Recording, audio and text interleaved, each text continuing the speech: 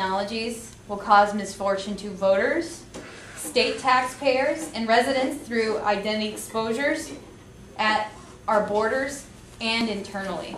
So it's not just real ID, it's going to be this new enhanced driver's license that Sheffield's going to have to green light again if he needs money for it. There's no money. That's the other thing that you should know. What's working in our favor right this second, but don't bet on it. Definitely do not go back to sleep, is that there's no money. Thank God. You know, we're in a bad place financially in America, but that could be one of the benefits, is that there's no money for Real ID. Support legislation that rejects the implementation of the Federal Real ID Act on the basis that it denies the average citizen liberties based on constitutionality, identity security, and privacy.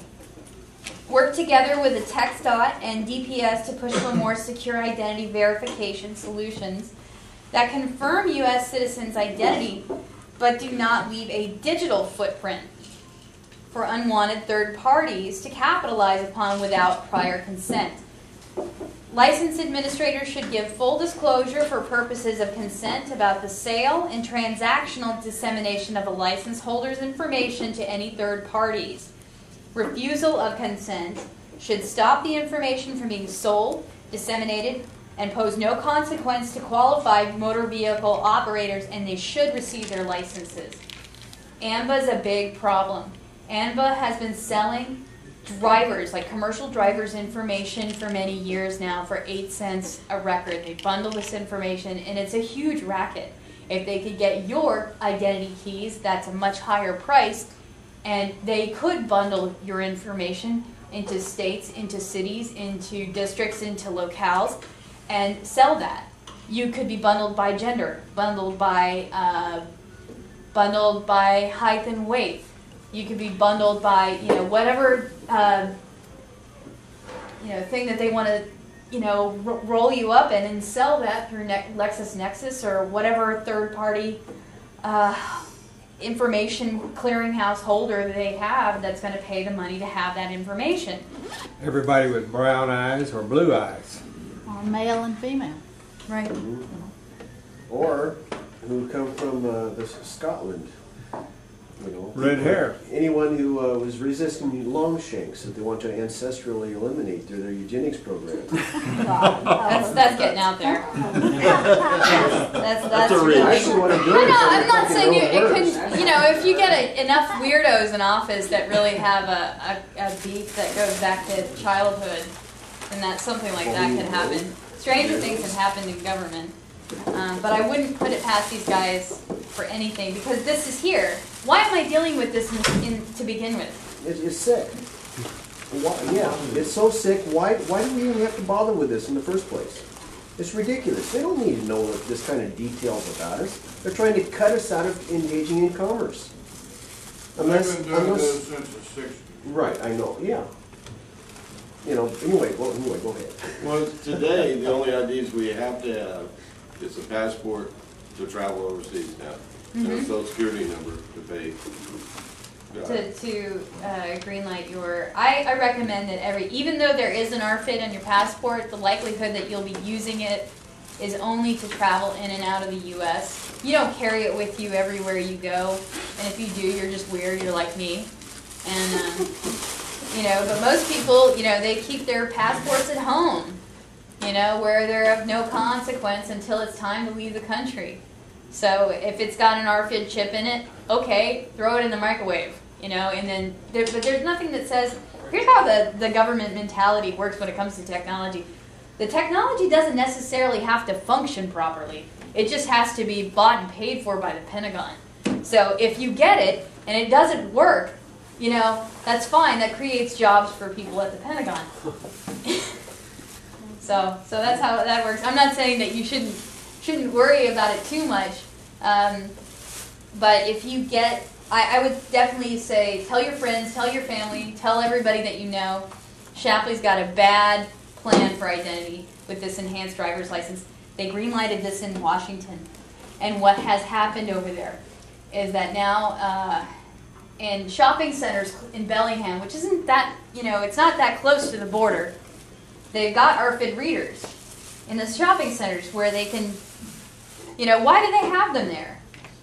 They have them there so they can watch the people who come in and out of the grocery stores when they're coming in and out, and take their information, and all that transactional information is transmitted somewhere.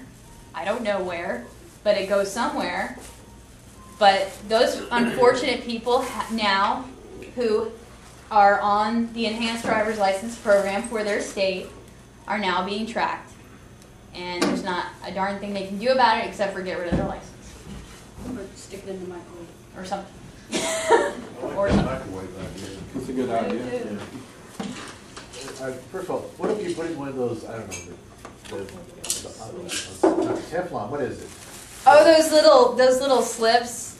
I think I'd much rather deal with our government than deal That with wasn't my slips. question. The question is, what has, others, not all states, some states have succumbed to it, some states have not succumbed to it. What has worked? What resistance at the state level has worked in the states where they have said no?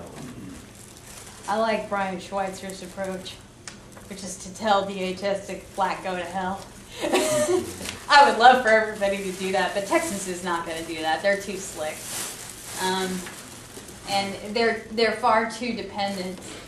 They have kind of a, as much as they say, don't mess with Texas, and we're an independent, we have our own constitution. They really love that government cheddar, and it really transfixes and mesmerizes a lot of our legislators. So they're not as attached to the state independence idea as we would want them to.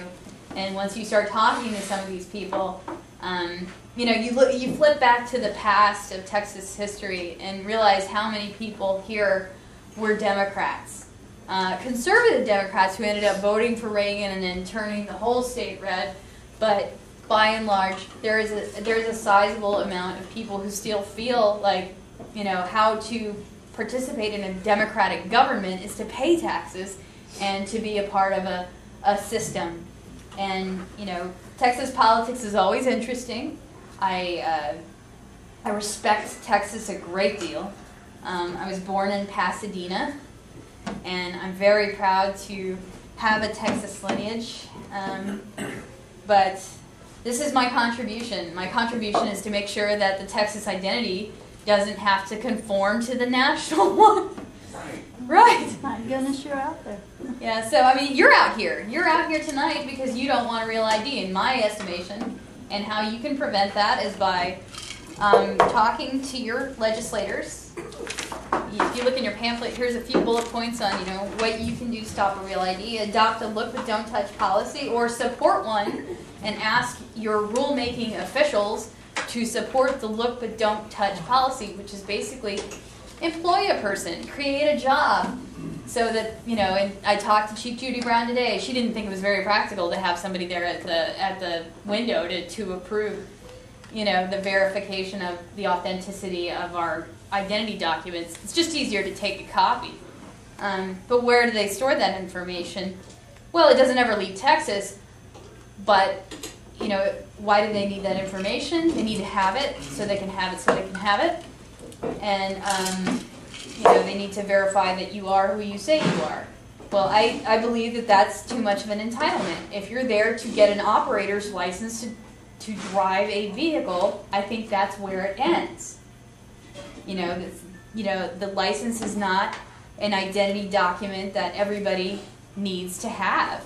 It's so you can operate a vehicle, if that's what you have an ID card for. Now, if you're blind and you need an identity card and you can't drive, you need an identity card maybe to show that you're disabled and to be able to enroll in social services. Those are the kinds of things that, that people who are a little bit more in the obscurity, they need identity. They do need some governed identity, and I can see for safety reasons why they would get it. But you and me and those people who are not suffering in those straits have rights and liberties, and we should stand by those things and maybe adopt this look but don't touch policy. You would have an individual there to verify the authenticity of your birth certificate, the authenticity of your social security numbers to prove that you are in fact who you say you are, and then it's a done deal. Everything else is, did you pass your driver's test? Did you pass your written test? Take your photo, The end. It's none of this, I'm going to store your face for 15 years to make sure that you're not Al-Qaeda, when I can look at you and nobody here's Al-Qaeda. Even Al-Qaeda is not Al-Qaeda. Right. Yeah, that's a totally different talk. So here, talk to your legislators about why you believe a real ID is the wrong answer to your identity security and why it's not a good use of your tax dollars. The two main points I would give you here